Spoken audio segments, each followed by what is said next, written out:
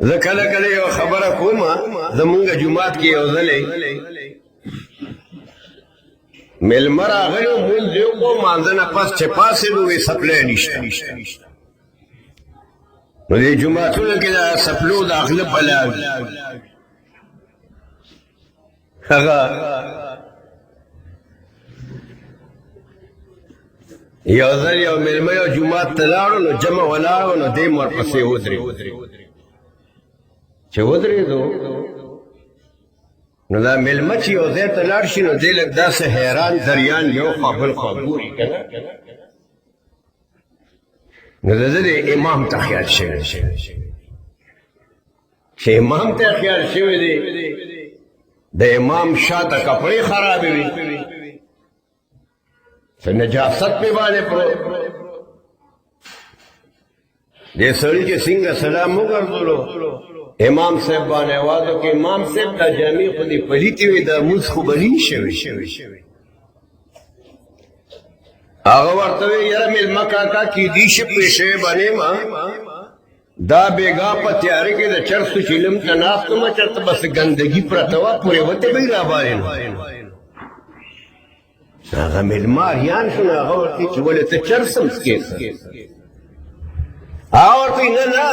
داسې همیشه یې نه څکم خو کله کله چې جواري وبهلم طبیعت مې خراب وي نو د ځان خوشحالولو لپاره یو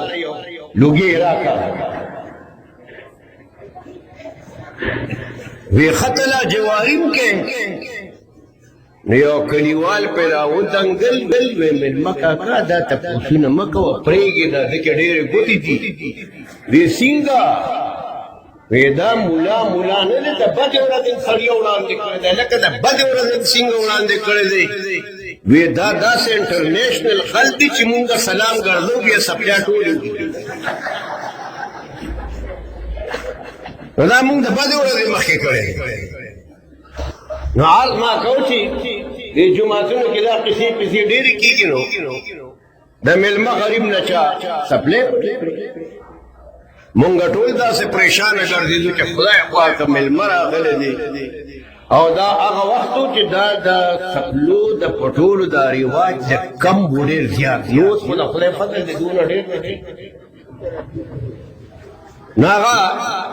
مونږ داسې پریشانه ګرځېدو چې میلمه پریشانه دی مونږ هم پریشانه یو ګرځو چې یاره چېرته کې غلطي نه ښودی په دې لاره باندې یو پوډري روان و د پوډریانو خپل انداز دی د هغې د خبرو خپل انداز دی د ګرځېدو یې خپل انداز دی چال چلن هر څه جدا دي نو د پوډري په لاره باندې چې وکتل چې دا خلک د جومات کې داسې پریشانه ګرځي نو د هغه خپل انداز باندې آواز وکړو دا څه چل دی چا ورته وی چې دې میلمه نه چا سپلی پټې کړي دي وی ښه ځکه خو مونږ جومات ته نه راځو که نه ځکه خو مونږ جومات ته نه راځو